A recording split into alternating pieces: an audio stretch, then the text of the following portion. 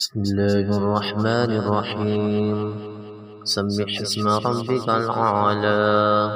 الذي خلق فسوى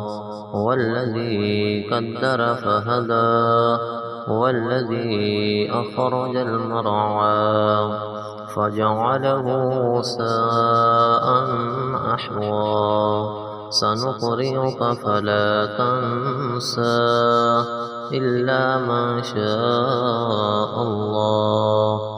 إنه يعلم الجهر وما يخفى